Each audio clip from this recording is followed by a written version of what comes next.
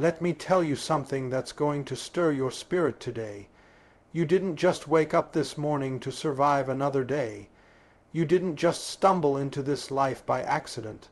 No, there is a hand of God on you. You've been marked, set apart, called for more than ordinary. You may not have the title, you may not be wearing a robe, but make no mistake, you are greatly anointed by God. You know how you can tell. There's a fire in your bones that doesn't go out. When others are content to stay in the shallow waters, something in you keeps pulling you deeper. Even when you try to fit in, you don't. You're restless in the natural because you were made for the supernatural. That's not frustration, that's holy agitation. That's divine dissatisfaction. You weren't created to settle. You were created to soar, and have you noticed, every time you try to rise, the enemy comes harder. The attack isn't because you're weak, it's because you're dangerous. Hell doesn't fight what it's not afraid of. When you carry the oil of the Lord, opposition is inevitable. The higher the calling, the heavier the warfare. But you weren't anointed for comfort. You were anointed for conquest. That storm you're in isn't a sign God has left you. It's a sign He's about to reveal Himself through you. Now listen, when you're greatly anointed, God starts to open doors that no man can shut. Not because you're perfect, not because you've got all the connections, but because favor isn't fair. God will raise you in rooms you didn't qualify for. He'll seat you at tables you weren't invited to. He'll speak your name in places your feet haven't even stepped into yet. That's not coincidence. That's the anointing, and when you show up, everything changes. Atmospheres shift, chains break, demons tremble. Why? Because the anointing is not just for your benefit, it's for impact. You walk into places and peace follows, healing flows, people feel hope again, not because of who you are, but because of who you carry. You're not ordinary. You're a carrier of glory. But here's the part that'll humble you. The anointing isn't about your strength. It's about your surrender. God doesn't use you because you have it all together. He uses you in spite of your flaws. When you feel the weakest, God shows up the strongest. When your knees are buckling and your voice is shaking, that's when the oil flows the most. That thorn in your side, that battle in your mind, that's where grace explodes. You've been broken, yes, but you're still chosen. So if you've been feeling stretched, pressed, tested, good. That's a sign that heaven has plans with your name on them. You are not forgotten. You are not disqualified. You are not average. You are greatly anointed by God, and no devil in hell can cancel what heaven has confirmed. You carry a divine restlessness that won't let you settle. It's not just ambition. It's not ego. It's not that you're dissatisfied with life, it's that your spirit knows there's more. You can feel it when you wake up. You can feel it when you're in a room full of people doing things that once excited you, but now feel too small. You can sense it when others are satisfied with comfort, but your soul cries out for calling. It's not something you chose, it chose you. It's the Spirit of God stirring the waters of your heart, saying, you were made for more than this. This restlessness isn't random. It's divine. It's heaven's signal that you are carrying something greater than what your current situation reflects. You can't shake it, can't silence it, can't stuff it down. You might try to go along with the crowd, but you always end up walking a different path. You might try to be normal, but mediocrity leaves a bitter taste in your mouth. You were never built for average. The mantle on your life won't let you relax into complacency. When others see a finish line, you see a launching pad. When others say, we've done enough, your spirit says, there's still ground to take. That hunger inside you isn't a flaw, it's proof. Proof that heaven has deposited something inside you that this world can't satisfy. It's why you feel like a misfit sometimes. It's why you've had to walk away from places, people, even opportunities that looked good but didn't feel right. Your peace isn't found in settling, it's found in obeying.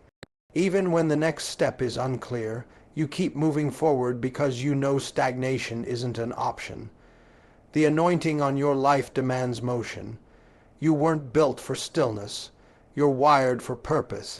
This divine restlessness is what pushes you to pray when you don't feel like it, to worship when your heart is heavy, to believe when all evidence says quit. It's what causes you to walk away from comfort zones and step into uncharted territory. Not because you have it all figured out, but because you've been marked by God. You've been set apart. You've been called. And the one who called you will not let you settle for anything less than his best. There are days it feels like a burden. Days you wish you could be normal. But deep down, you know that this weight is actually a gift, because it keeps you close to God. It keeps you dependent. It keeps you hungry. It keeps you moving. That's why every delay frustrates you. Every almost gnaws at you. Every closed door feels personal, because you're not chasing a dream, you're pursuing a destiny. And destiny doesn't come easy. But rest assured, this restlessness is the birthplace of revelation. It's the sign that you're not just walking to something. You're walking with someone, and he is leading you to the place where the anointing on your life will match the assignment ahead of you. Opposition intensifies every time you rise. That's not a coincidence. It's a confirmation. You see, the enemy doesn't waste his ammunition on people who aren't a threat. The very fact that you're under pressure, facing resistance, dealing with unseen battles, and fighting attacks that come out of nowhere is evidence that heaven has placed something powerful on your life. The moment you start stepping into your calling, the warfare increases. The higher you go, the more intense the pushback. And that's not a sign you're doing something wrong. It's a sign you're doing something right. When you're greatly anointed, the enemy takes notice. You become a target not because you're weak, but because you're dangerous. You carry something that threatens darkness. You speak words that break chains. You walk in authority that disrupts atmospheres. Every time you obey God, demons tremble. Every time you choose righteousness over compromise, you close doors the enemy was hoping to sneak through. That's why the attacks seem to come after moments of obedience, after seasons of growth, after steps of faith. Hell tries to discourage you, distract you, discredit you, anything to make you doubt what God has spoken. But let me remind you, pressure is part of the process. You can't carry oil without first being crushed. You can't step into the next level without confronting the opposition at that level. You were never promised a life without resistance. You were promised victory through it. And the greater the anointing on your life, the more hell will try to silence you. But it won't work, because the God who anointed you also appointed you, and what God starts, he finishes. So even when the pressure rises, you're not going down. You're going through. Sometimes the warfare comes through people. Sometimes it comes through discouragement. Sometimes it comes through delays, disappointments, betrayals, or confusion. But behind every attack is a lie trying to take root in your mind. The lie that says you're not enough. The lie that says you missed it. The lie that says it's over, but you need to understand. Those lies only come because you're closer than you think. The enemy doesn't fight you for where you've been. He fights you because of where you're going. Don't let the intensity of the battle make you forget the weight of your assignment. You weren't built for comfort. You were forged for war. There is a reason the enemy is nervous every time you open your mouth in prayer. There's a reason he tries to isolate you. If he can't stop your calling, he'll try to stop your confidence. But the fact that you're still standing after all you've been through is proof that God's hand is on you. And if God is for you, who can be against you?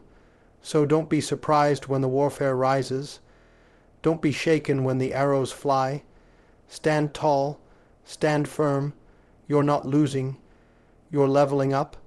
And every battle you face is preparing you for a breakthrough that's bigger than what you're in right now. Doors open that no man can shut. That's not just a promise. It's a spiritual reality for those who are greatly anointed by God. When God puts his hand on your life, natural laws don't apply the same way anymore. What should have taken years happens in months.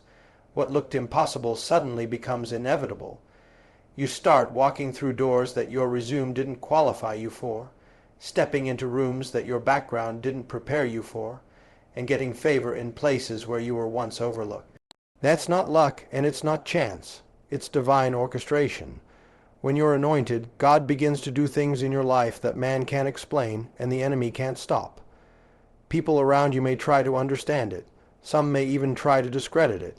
But the favor of God isn't up for debate. It's not dependent on public opinion. It's not voted in or out. It's not temporary. It's not fragile.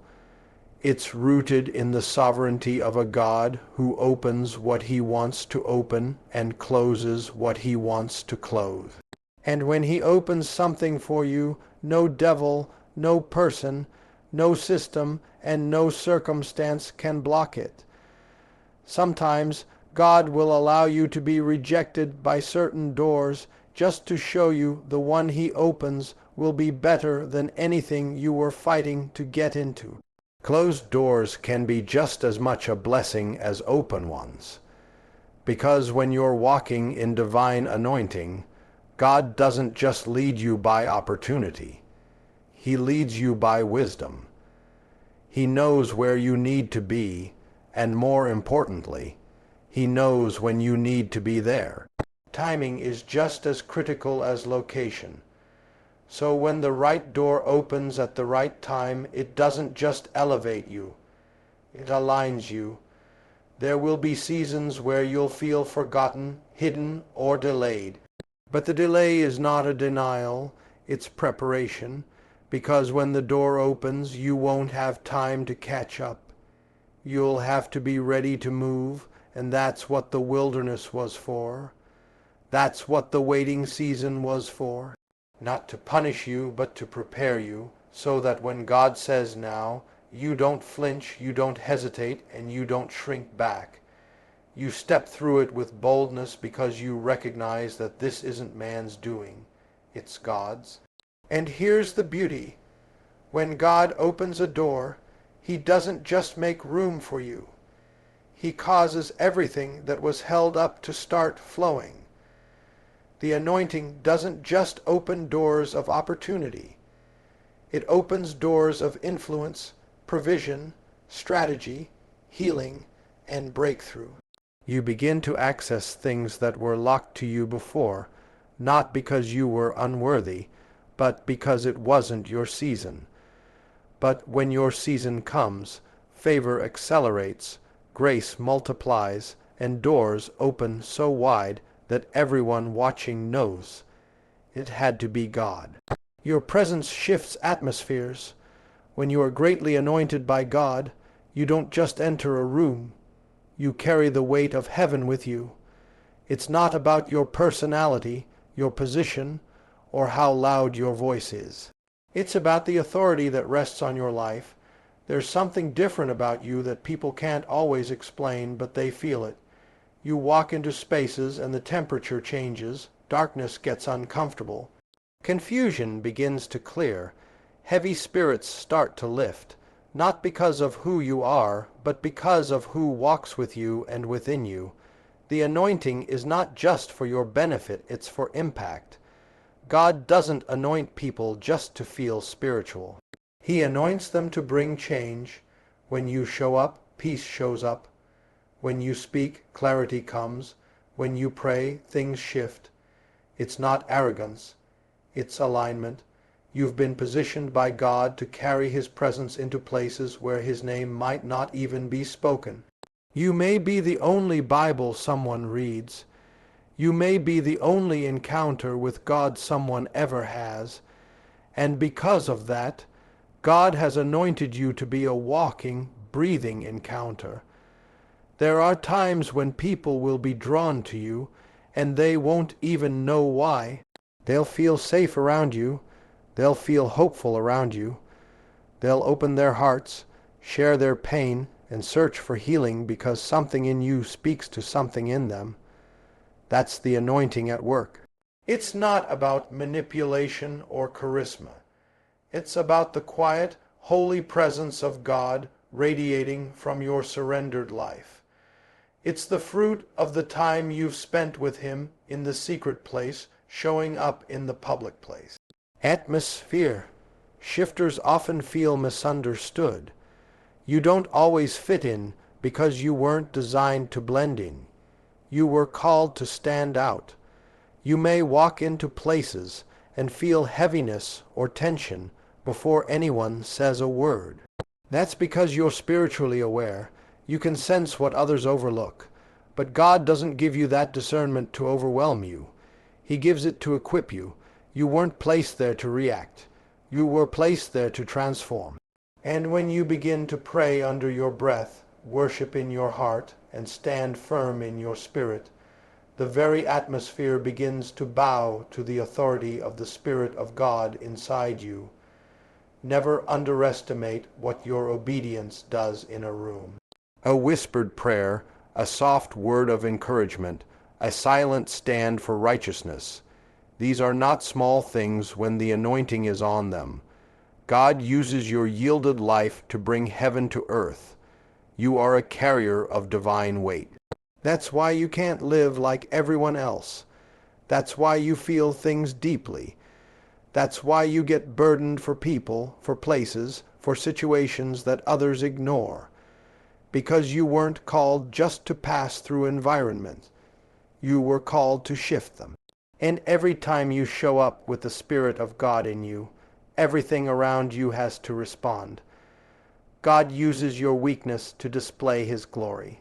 That's one of the clearest signs that you are greatly anointed. Not that you're the strongest, the boldest, or the most impressive, but that in your most fragile, uncertain, broken moments, God still moves through you. The anointing isn't reserved for those who have it all together. In fact, it flows best through those who know they don't. Your weakness doesn't disqualify you.